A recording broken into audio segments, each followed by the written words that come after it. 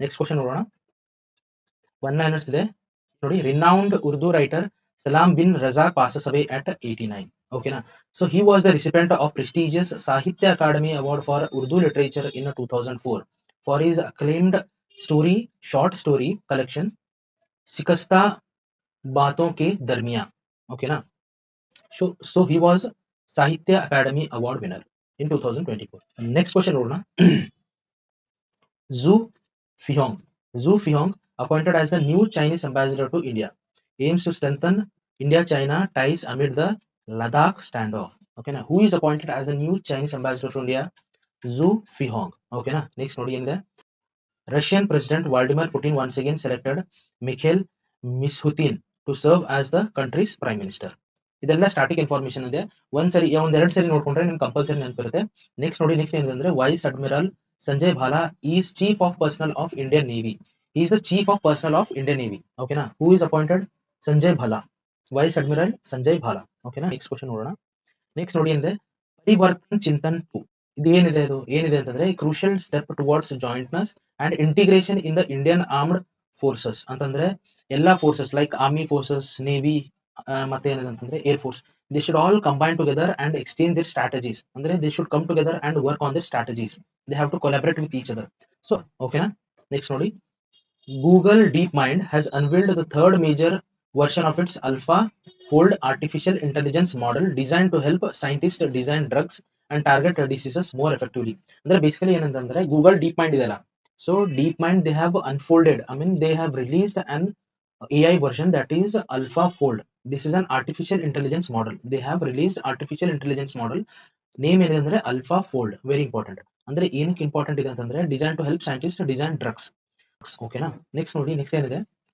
According to global electricity review 2023 published by global think tank Ember, first place is China, second place is USA, third place is India, fourth place is Japan. Okay na. Ember has published a report that is Global Electricity Review 2023. ಅದರಲ್ಲಿ India has got third place. ಓಕೆನಾ.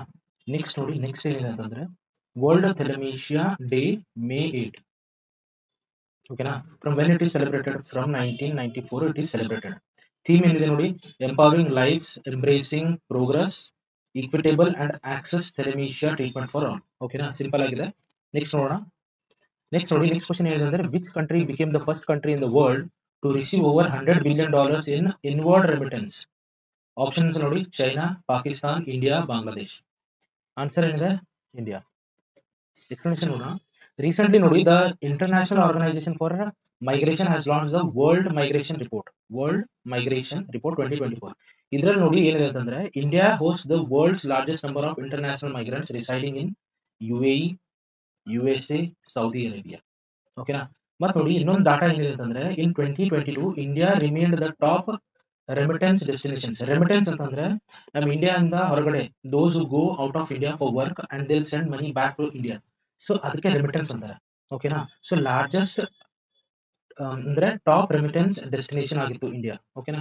ಮತ್ತೆ ನೋಡಿ ಏನಿದೆ ಅಂತಂದ್ರೆ receiving more than $111 billion, $111 billion. ಓಕೆನಾ. The first country to reach and surpass the $100 billion mark. ಓಕೆನಾ. Next ನೋಡಿ internally ನೋಡಿ in India strong influence of climate impact due to climate ಅಂತಂದ್ರೆ ಕ್ಲೈಮೇಟ್ ಇಂದ ಏನ್ ಇಂಪ್ಯಾಕ್ಟ್ ಆಗ್ಬಿಟ್ಟು ಏನ್ ಮೈಗ್ರೇಷನ್ ಆಗುತ್ತಲ್ಲ. So that is climate impact. ಓಕೆನಾ. ಏನ್ ನೋಡಿ climate impact on internal migration from Rajasthan, UP and Madhya Pradesh. The maximum migration of Indians was to the UAE where there are 2.7 million in USA, 2.5 million in Saudi Arabia. ಓಕೆನಾ. So ಸ್ವಲ್ಪ static information ನೋಡೋಣ. Members ನೋಡಿ. IOM, International Organization of Migration. Currently it has 175 member states, 8 states with observer status. India became an IOM member state on 18th June 2008. ಓಕೆನಾ.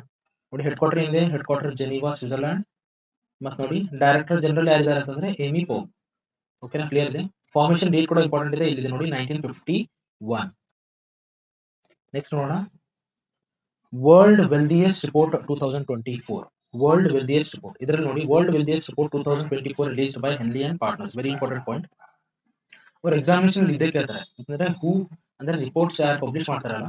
So the organization name, ಮತ್ತೆ report ಬಗ್ಗೆ ಸ್ವಲ್ಪ static information ಕೇಳ್ತಾರೆ, ಅಂದ್ರೆ top ಅಲ್ಲಿ ಯಾರಿದ್ದಾರೆ ಆ ತರ ಕೇಳ್ತಾರೆ.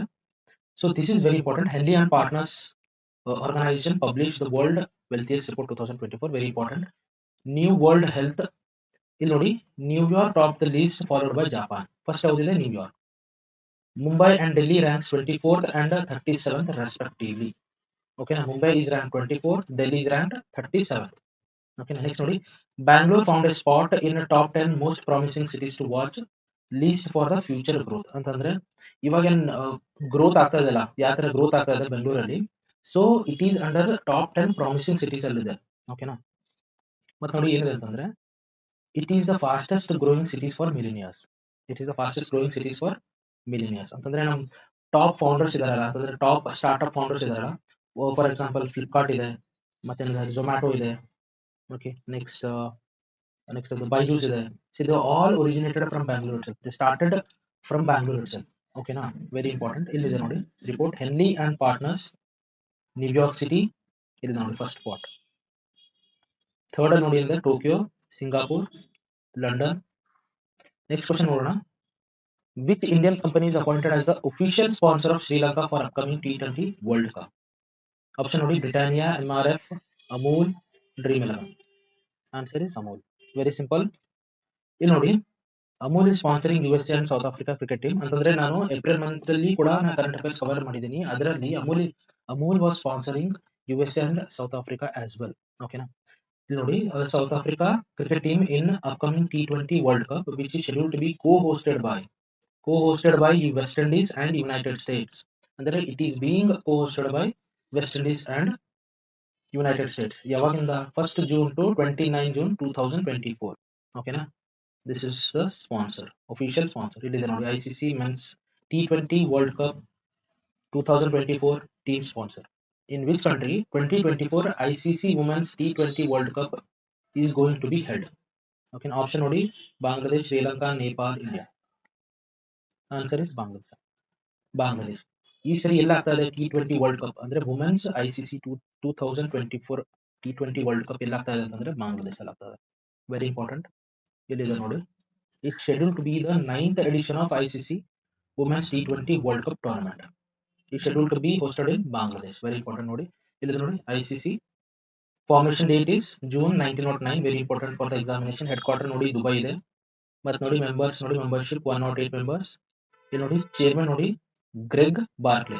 Very important, Greg Barclay, Bangladesh.